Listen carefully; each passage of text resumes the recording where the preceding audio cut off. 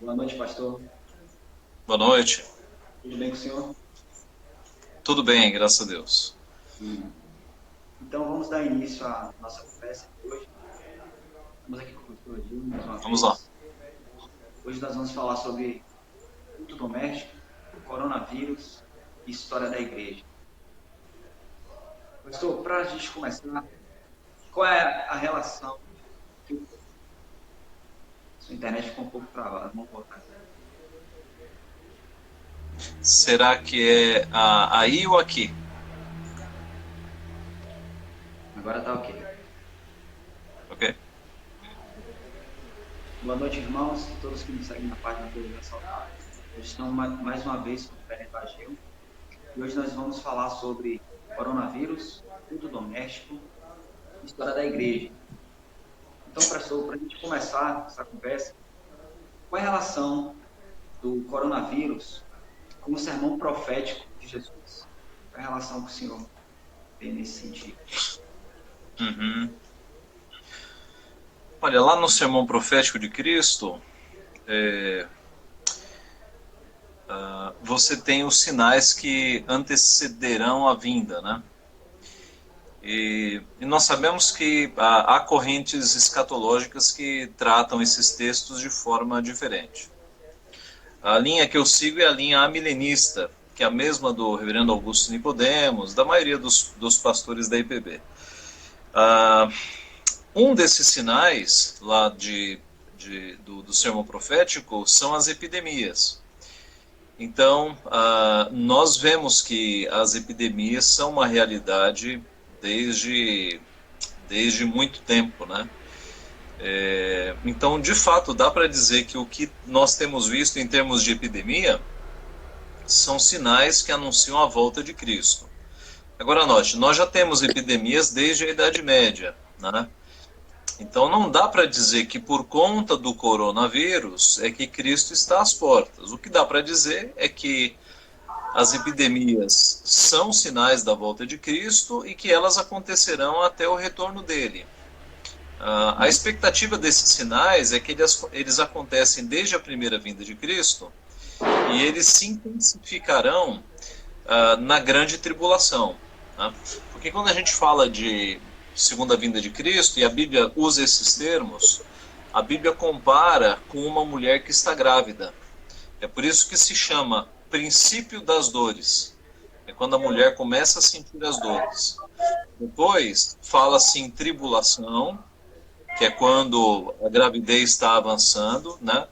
Uhum. Grande tribulação, que a mulher já está com dores de parto, dores grandes de parto, e aí a vinda do filho, né? No nosso caso, a vinda do filho do homem. Então, os estágios da gravidez são a linguagem bíblica usada para a escatologia. Princípio das dores, tribulação, grande tribulação e a vinda do filho. Tá? Nós cremos que estamos no período de princípio das dores ou tribulação, tá? A visão milenista mostra que nós já estamos no chamado milênio, né, que é um período grande de tempo. Agora, a intensificação desses sinais acontecerão na grande tribulação. Então, a grande tribulação será um período de guerras como a humanidade nunca viu, de epidemias como a humanidade nunca viu. Todos os anticristos que aconteceram, né, desde a primeira vinda de Cristo se intensificarão na figura de um anticristo, né, que é a besta. Então você tem todos esses sinais do sermão profético acontecendo entre a primeira e a segunda vinda, e muito pertinho da segunda vinda, a chamada grande tribulação, que Jesus diz que naqueles dias serão dias tão terríveis que nunca houve dias desse nível sobre a face da terra. Neste período é que haverá tudo intensificado, tá? E aí você dá para relacionar a epidemia nesse sentido também.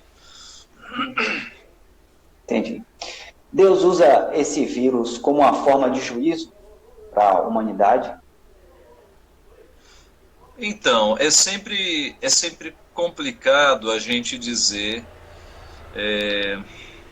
o porquê Deus faz as coisas, né? Porque os caminhos de Deus são mais altos que os nossos, os pensamentos dele são mais altos do que os nossos. Mas não há dúvida de que todo o sofrimento que acontece na Terra e esses sinais que antecedem a vinda são sinais de juízo, tá? Então eu tendo a crer que sim, que essas epidemias são o juízo de Deus sobre países que estão cada vez mais distantes da sua palavra, tá? Eu tendo a crer assim. Uhum. Recentemente mesmo vimos as cenas, as imagens do carnaval, uma zombaria com o nome de Deus, muitas pessoas blasfemando a céu aberto, isso até na mídia saiu, nunca se zombou tanto do Senhor, e Deus tem utilizado. A gente fala muito do aspecto negativo, né, quando vem um sofrimento ou a aflição, mas qual o propósito positivo de Deus decretar esse vírus, né, para a igreja também tem sofrido com isso. Qual o propósito positivo que a gente pode extrair desse momento que nós estamos passando? Olha, na história da igreja, a gente observa que todas as vezes que a igreja passou por problemas, ela passou por uma purificação, né? Ela tornou-se mais forte. Desde as perseguições do Império Romano, até mesmo as epidemias, né? Então, o povo de Deus, sempre que passa por sofrimento, ele se torna um povo mais forte. Nós temos visto nesses dias muitas igrejas, a maioria das nossas igrejas tem se reunido no modo virtual, né, no modo online, e é muito interessante a gente ver crentes com saudade da igreja, com saudade do culto, crentes frequentando os trabalhos online.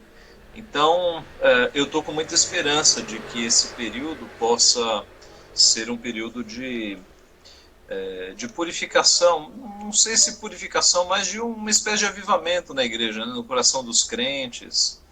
A gente não sabe o quão difícil vai ser esse período, se a gente vai chegar num nível a que chegou a Itália, de não poder nem enterrar os seus mortos. A gente não sabe se no Brasil vai chegar a esse ponto, mas dá para afirmar que quanto mais sofrimento, mais a igreja se fortalece.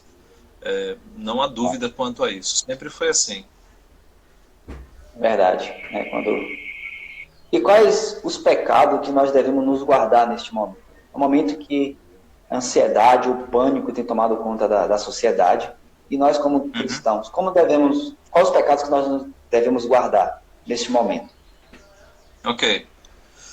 Bom, você já falou alguns, né? Ansiedade. Esse é o momento para a gente colocar diante de Deus, ou colocar diante das pessoas aquilo que a gente crê. A Bíblia diz que nós devemos lançar sobre ele toda a nossa ansiedade, porque ele tem cuidado de nós. Então, esse é um primeiro pecado. E a gente chama a ansiedade de pecado mesmo, né? Os psicólogos vão chamar a ansiedade de outra coisa, mas a Bíblia chama a ansiedade de pecado. Cristo falou, não andeis ansiosos, é um pecado, tá? Alguém já disse que a ansiedade termina. A Bíblia diz que alguém já disse que a ansiedade termina quando começa a fé. Então, quando nós de fato confiamos em Deus, nós podemos lançar fora toda a ansiedade. Esse é um primeiro pecado. O medo, né? Esse é um período em que tem muitas pessoas com medo, então é a hora de confiar em Deus, é a hora de buscar Deus em oração, se fortalecer na palavra, e tanto a oração quanto a palavra são muito efetivos nesse sentido. O que mais? É preciso tomar muito cuidado com a maledicência. Eu estou vendo dezenas de crentes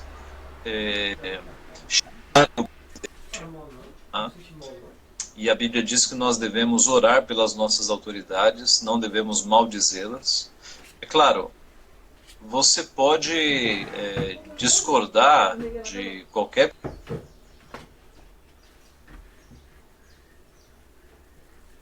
barriga, meio dobrado.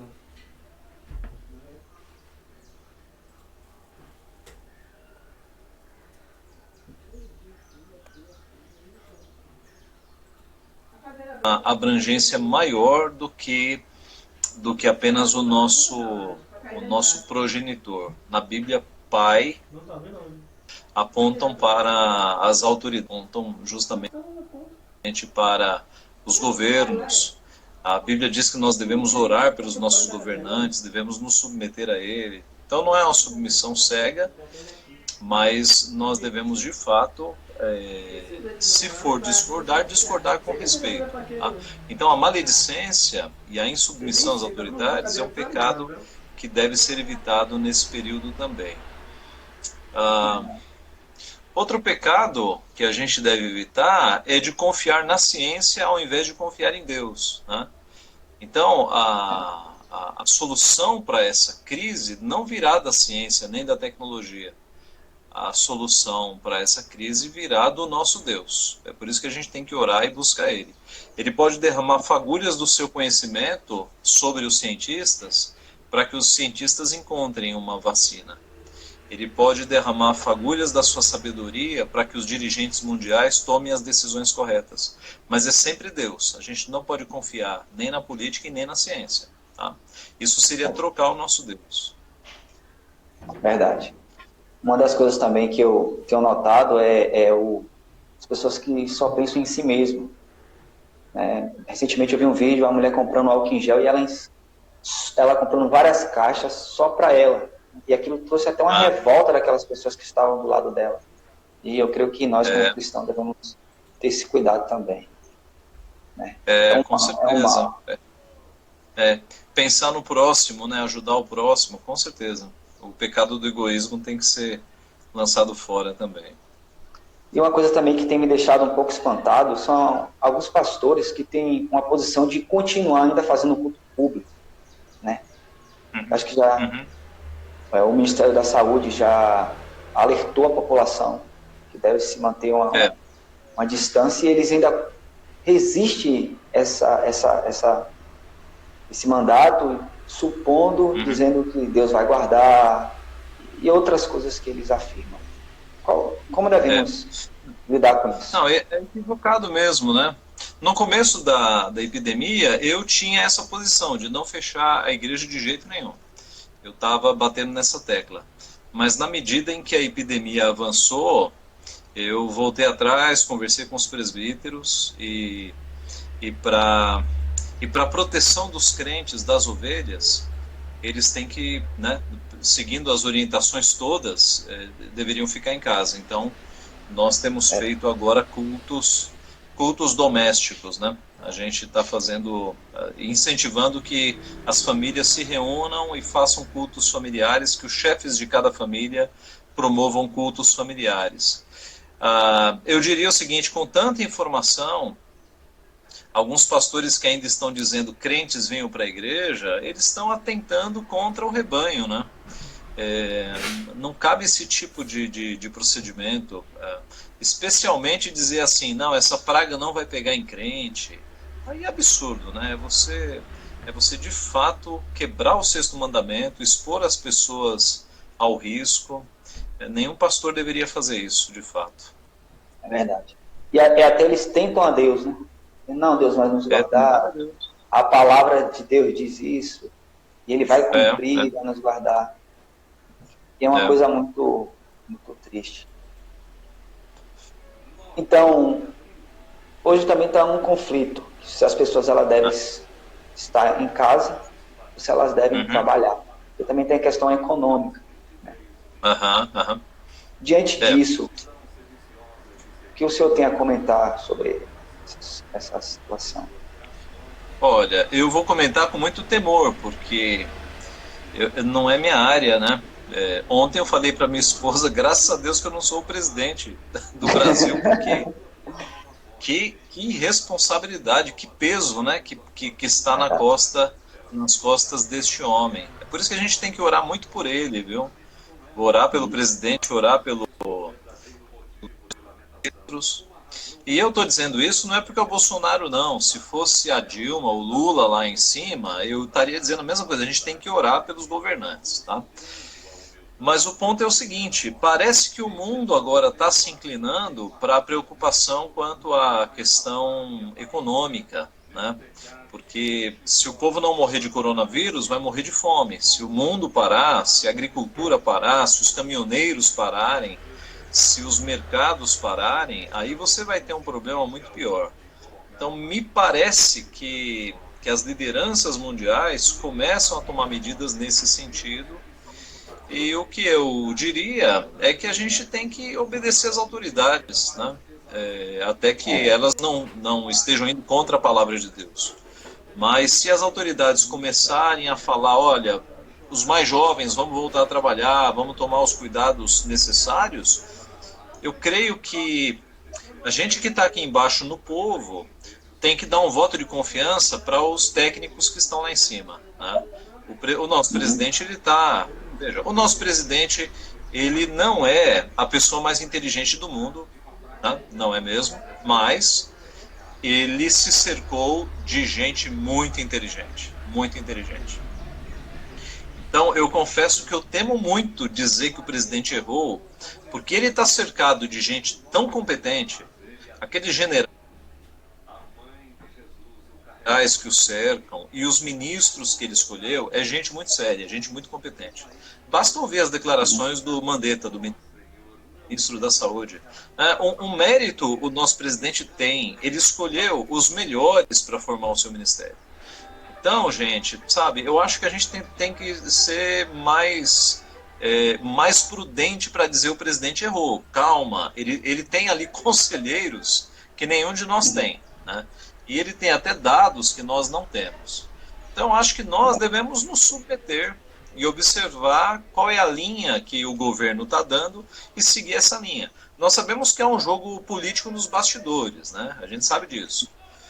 Hoje eu ouvi um vídeo, um áudio, e até publiquei no meu Facebook, de bastidores, mostrando que o pessoal que é contra a linha do presidente está aproveitando essa crise para tentar derrubá-lo, né? Então há muita desinformação. Eu penso que a gente tem que ouvir aí as informações e as instruções do governo e com muita cautela seguir. Verdade. Diante desse coronavírus, algo que a igreja tinha esquecido, né? E eu não quero generalizar, não quero dizer que todos os cristãos tinham esquecido, mas uma boa parte tinha esquecido, era o culto doméstico.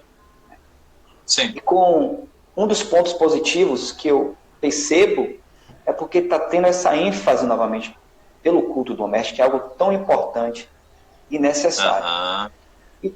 Então, eu quero que a gente possa conversar um pouco sobre a importância, não somente nesse período, né, de pandemia, mas que isso também possa crescer no meio da família cristã. Vamos comentar sobre a importância do culto doméstico. De fato, o culto doméstico é muito importante, porque você traz um ambiente de adoração para dentro da tua casa, né? Muitas famílias de crentes não fazem o culto doméstico, porque acham que vai ser muito tempo, que vai ser um estorvo, mas é um equívoco, viu?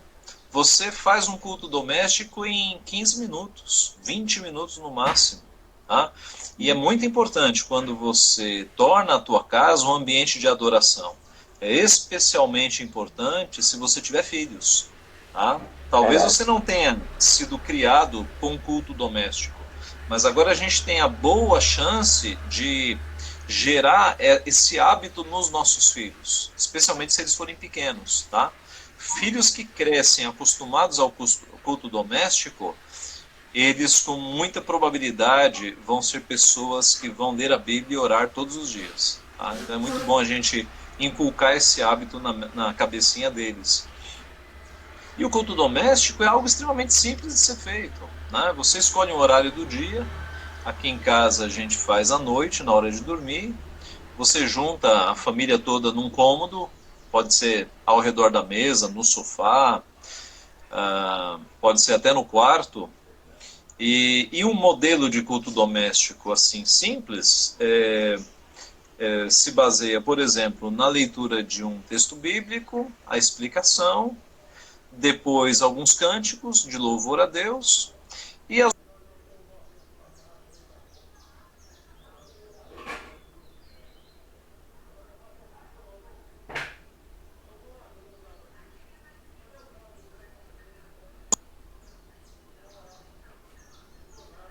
o... Oi, voltou aí?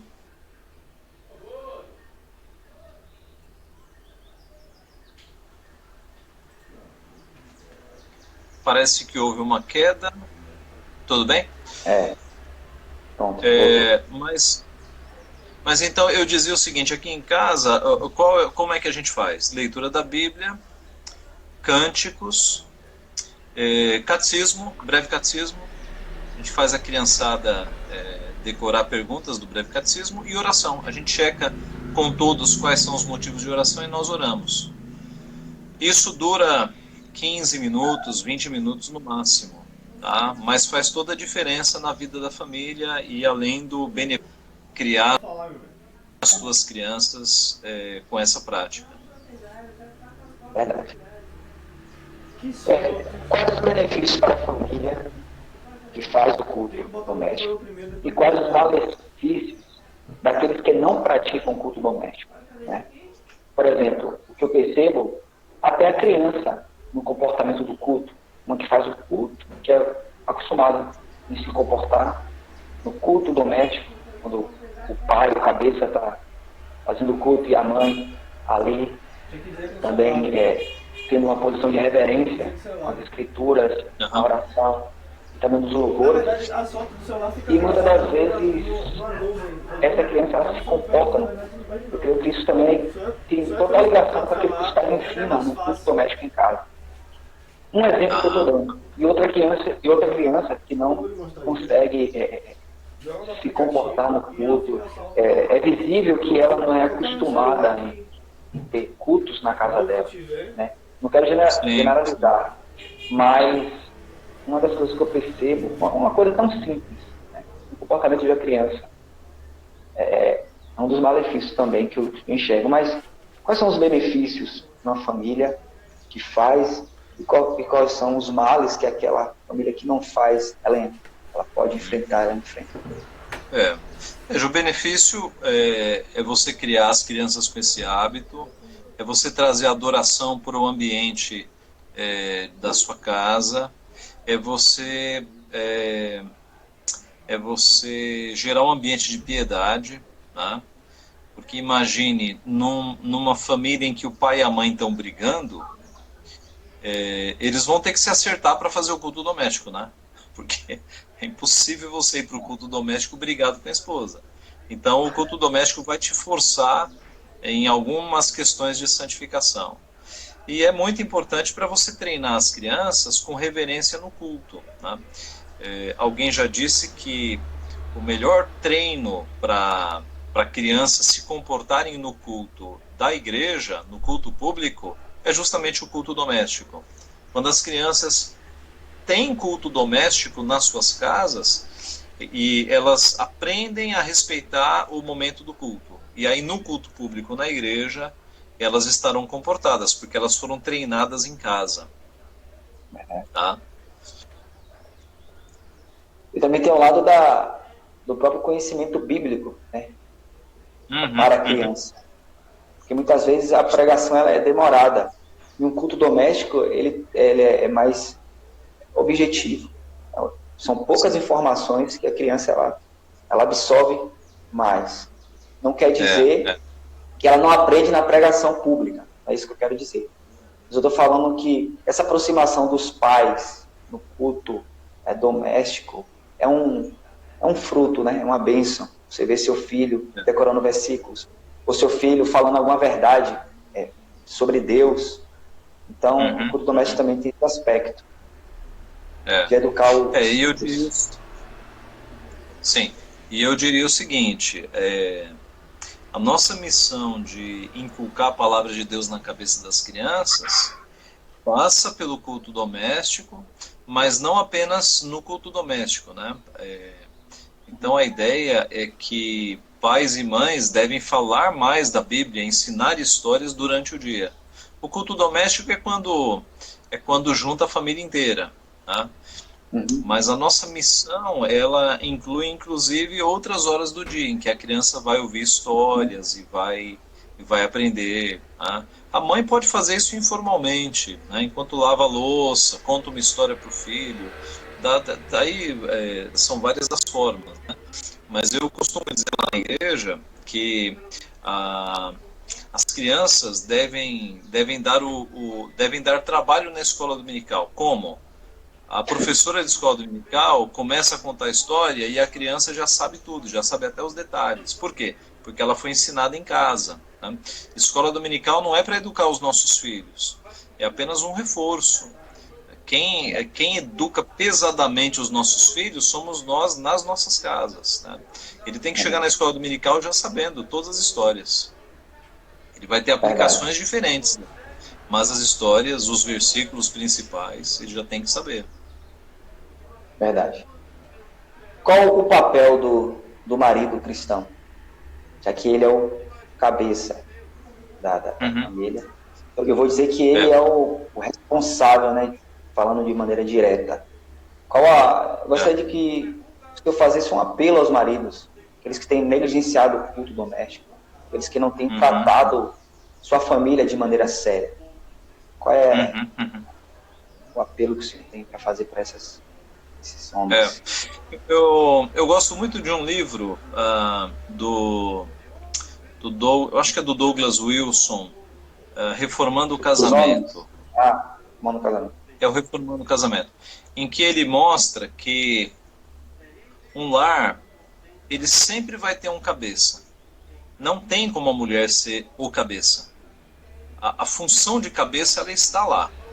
É que em alguns casos o lar tem um cabeça que é omisso, irresponsável, incompetente, mas o homem não pode passar a função de cabeça para sua esposa. Isso é impossível. Deus não permite. Então, o homem, de fato, ele tem que acordar. A função ainda está sobre ele.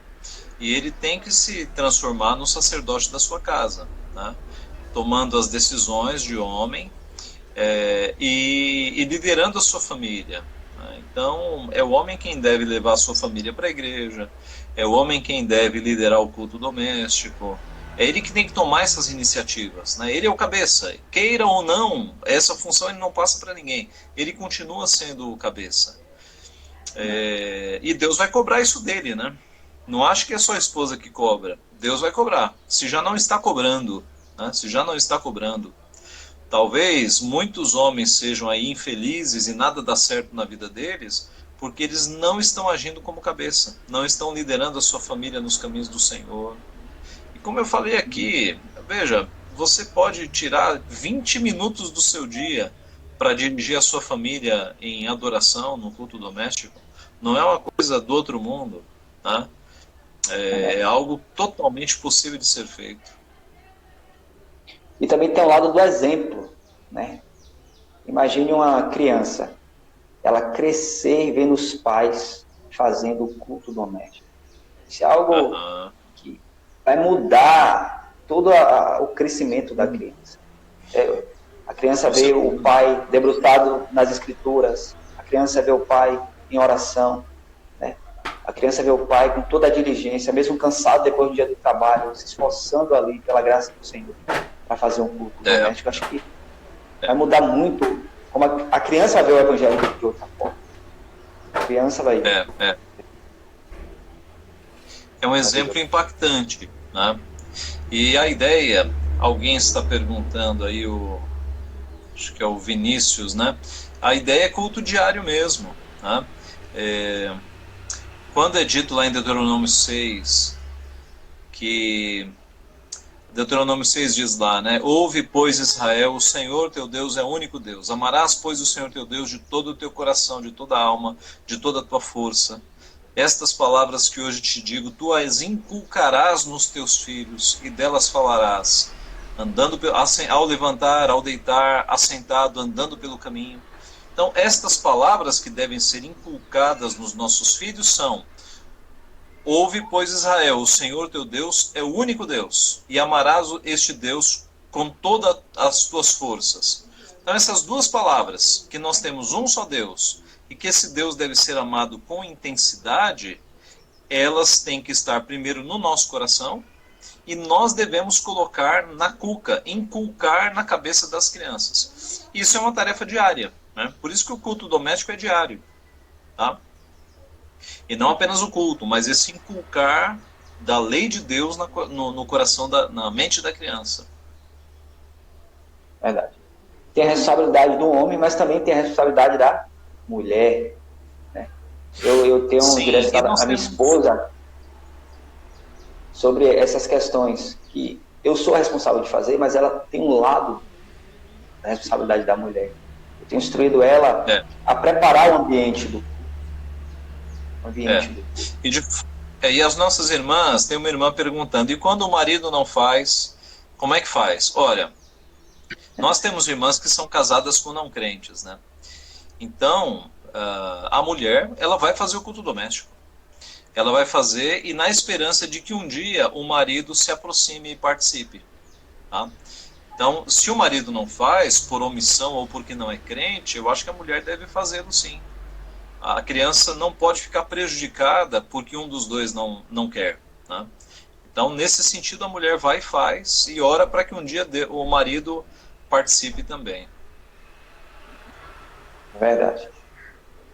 Então, é um assunto muito importante. Gostaria agora de falar um pouco sobre a história da igreja. Tá. E voltando à situação do coronavírus, voltando à situação da pandemia. No tempo da reforma protestante, houve momentos como esse que nós estamos vivendo? Sim. Momentos piores, né? Momentos piores. Então, você tem ali na Idade Média a chamada peste negra. Tanto Lutero quanto Calvino, que são de idades bem diferentes, né? Só para nos situarmos. Lutero nasce... Não sei quando Lutero nasceu, mas eu sei que em 1517, né, que foi a fixação das 95 teses, em 1517, João Calvino era uma criança de 8 anos. Calvino nasceu em 1509. Então, 10, 11, 12, 13, 14, 15, 16, 17. 8 anos. Então, a gente vê a diferença de idade, né? Lutero já estava lá iniciando a luta, Calvino era um garoto. Mas como a peste negra, ela durou muito tempo ali na Reforma, no período da Idade Média, então os dois passaram por ela, tá? Os registros nos falam que em 1527 havia 300 e alguma coisa na Europa, você imagina, né? Hoje a gente está falando de um coronavírus que, sim, na Idade Média, ali no ano 1300, metade da população da Europa foi dizimada pela peste negra. Então foi muita gente, né? Hoje a gente está falando de um coronavírus que tem uma letalidade aí de 1%, 2%. O mundo já viu epidemias de acabar com metade da população, né? Que foi o caso da peste negra. Martinho Lutero presenciou isso, João Calvino também presenciou. E eles tiveram uma função muito importante neste período, né? Tanto Lutero quanto Calvino enfrentaram a peste negra, tá? Então, foi divulgado um texto de Lutero nas redes sociais, em que o texto que foi divulgado em português dá a impressão de um Lutero que Mas há um texto de Lutero, uma carta que ele escreveu, que se chama Se Alguém Deve Fugir de uma Praga Mortal, que é o contrário, viu? Lutero foi para cima. Lutero, ele de fato atendia pessoas que estavam doentes. Ele não incentiva os seus leitores a se exporem, mas ele se expôs bastante diante ali da epidemia, cuidando de pessoas, né, e ajudando pessoas. Ele escreveu, por exemplo, que os ministros devem permanecer firmes diante do perigo da morte. Os doentes e moribundos precisam de um bom pastor que os fortaleça, conforte e administre os sacramentos, para que não lhe seja negada a ceia antes da sua morte. Lutero agiu assim, Calvino do mesmo jeito. Calvino tinha que ser segurado pelos amigos para não ir para as ruas para cuidar dos enfermos e dos doentes. Né? Então é muito interessante como esses homens, eles tinham a vida na mão de Deus e eles pensavam em cuidar dos aflitos, né, dos desamparados. Nós não chegamos nesse ponto ainda, né? A mortalidade está pequena, a gente tem aí 200 milhões de brasileiros e temos poucos mortos. Mas se a coisa avançar, eu não tenho dúvida de que os pastores têm que assumir a posição de cuidar daqueles que estão padecendo e consolar os aflitos, né? É nessa hora que a igreja tem que se levantar, eu não tenho dúvida. A própria esposa de Calvino, ela morreu de peste negra, né? A esposa leu um livro recentemente, ela comentou comigo ontem. A esposa de Calvino, ela morreu de peste negra. Eu fiquei... Ok. Aqui falando de igreja presbiteriana do Brasil, quando Ashbel Green Simonton chegou no Brasil, em 1859, ele passou um tempo aqui, depois ele voltou para os Estados Unidos, casou-se, e quando a esposa veio, ela morreu de febre amarela, porque a febre amarela era uma epidemia aqui no Brasil. Ele perdeu a esposa para a febre amarela. A filha de, acho que Jonathan Edwards também, eu acho que morreu de malária. Ok. Se eu não me engano. Além de João Calvino e de Lutero, né, que se destacaram em períodos de epidemia, socorrendo as pessoas, nós temos também George Miller, né? George Miller foi aquele cristão impressionante que abriu muitos orfanatos, e George Miller enfrentou a epidemia de cólera, né? E justamente porque muitos pais morreram nessa epidemia e muitos órfãos ficaram ali na Inglaterra, foi que George Miller teve a iniciativa de criar orfanatos. Muitos orfanatos ele criou, porque era um contingente de crianças sem pais gigantesco. Então foi aí que George Miller começou a trabalhar com orfanatos, e foi muito usado por Deus. Verdade. Aqui no Brasil, nós temos também um episódio com George Butler. George Butler, quem é do Nordeste o conhece mais, foi um pastor que esteve em algumas cidades do Nordeste. Ele era pastor e era médico. Ele era um missionário, né, norte-americano, e ele era tanto pastor quanto médico. E George Butler era também uma figura impressionante. Na época dele era a febre amarela, e George Butler, ele tinha uma convicção de que ele era como se estivesse imune a essa doença. Então ele cuidou de muita gente. Ele era médico, né? Ele cuidou de muita gente. Então, na época do George Butler, os padres fugiam das cidades com febre amarela. E George Butler estava lá, cuidando dos doentes. Impressionante. Um fato que pouca gente sabe é que a mãe e a avó do Ariano Suassuna, sabe o Ariano Suassuna, do Alto da Compadecida? Primeiro a peça, depois o filme. O Ariano Suassuna é uma mente brilhante, né? Você ainda encontra vários vídeos dele no YouTube. Eu diria que é dos meus humoristas preferidos. Ele é muito inteligente. O Ariano Suassuna não era crente, ele morreu católico, mas a sua avó e a sua mãe eram presbiterianas. Elas foram convertidas por causa do ministério do George Butler. Por quê? Elas eram católicas, a avó do Ariano Suassuna pegou uma doença muito difícil, eu acho que foi até a febre amarela, não sei, mas foi uma doença muito difícil, e ela foi tratada pelo George Butler, conhecido como o médico amado. E ela foi curada e ela se converteu, tornou-se presbiteriana. Na sequência, a mãe do Ariano Suassuna, que era viúva, foi convertida também. Tá? Então, isso gerou grande influência no Ariano Suassuna.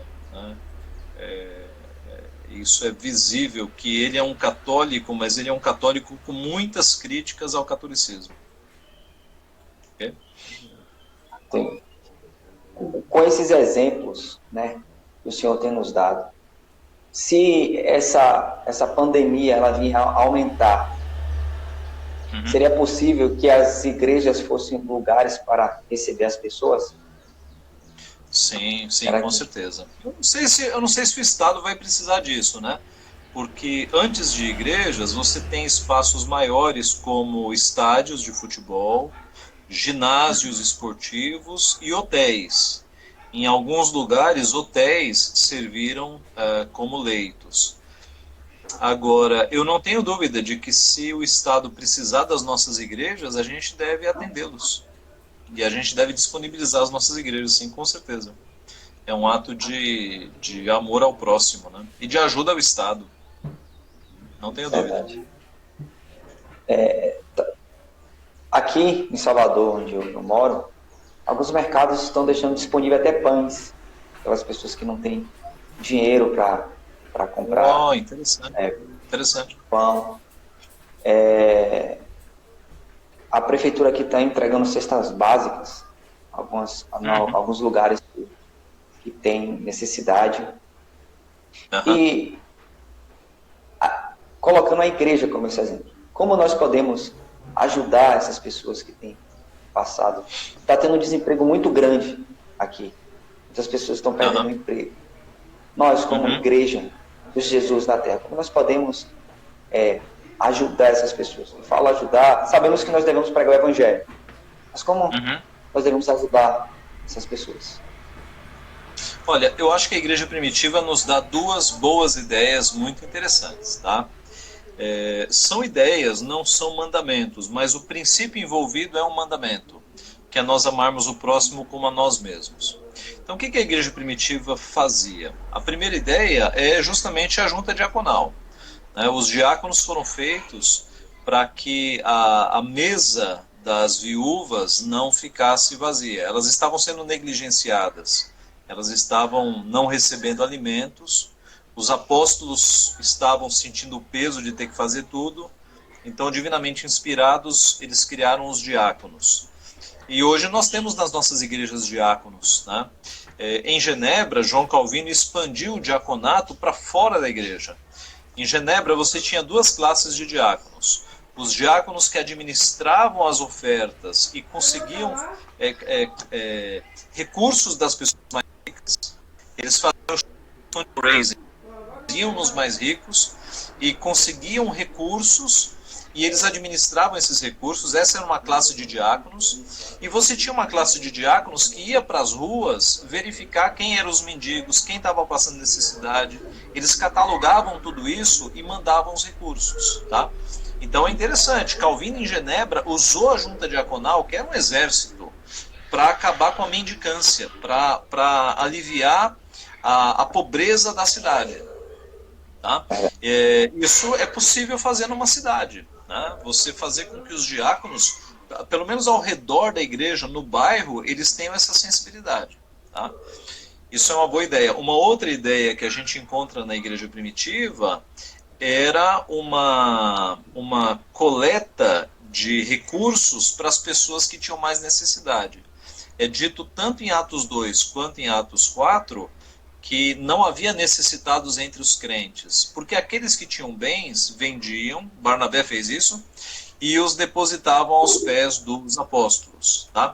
Então, nos nossos dias, não é difícil também você fazer um esforço dentro da igreja com pessoas que têm, não precisa nem ser rico, né? Mas com gente que não está passando necessidade, para você fazer ali uma coleta de dinheiro, de valores, para atender aqueles que estão num momento difícil, que foram desempregados, que que o comércio, a empresa quebraram por conta da crise. Olha, basta usar a mente, olhar para as ideias bíblicas, que a gente pode fazer muito por aqueles que estão passando necessidade. Verdade. Tá? E outra, nós falamos das coisas materiais, mas também uma boa oportunidade para trazer o evangelho, né? Não o evangelho de uma forma que venha a denegrir ou desanimar aquelas pessoas que já estão desanimadas, mas levar uma esperança a essas pessoas, né? É uma boa oportunidade. Lá no trabalho mesmo, eu nunca vi, as pessoas estão voltando às escrituras, dizendo, Jesus falou sobre isso, as pessoas estão falando mais sobre Deus, né? E eu creio que é uma grande oportunidade da gente pregar o evangelho de uma forma mostrando atributos de Deus. Com certeza. Por quê? É porque as pessoas costumam idolatrar e cultuar a ciência e o dinheiro, né? Mas há momentos na vida que nem a ciência está salvando e nem o dinheiro está salvando. O coronavírus está pegando até o pessoal mais rico, né? Aliás, começou pegando os mais ricos mesmo. Então, quando esse pessoal percebe que o Deus deles não está dando conta, eles começam a reavaliar, né? E aí começam a pensar no Deus verdadeiro. Então é um bom momento para os crentes estarem prontos para mostrar que a ciência e o dinheiro não salvam ninguém. Quem salva é o nosso Deus, é o Deus verdadeiro. Verdade. E o senhor comentou um pouco sobre a história da igreja. O senhor pegou Calvino, Lutero e mostrou as formas que ele reagiram durante essas circunstâncias. E eles são exemplos para nós nesse sentido. O senhor tem mais alguma experiência assim, da história da igreja para comentar? Olha, não, os personagens que eu acho que são marcantes nesse período são esses mesmo. Lutero, Calvino, o George Miller e o George Butler, né? Eles são personagens que em períodos de epidemia eles de fato foram muito ativos, e eles são exemplos para nós, né?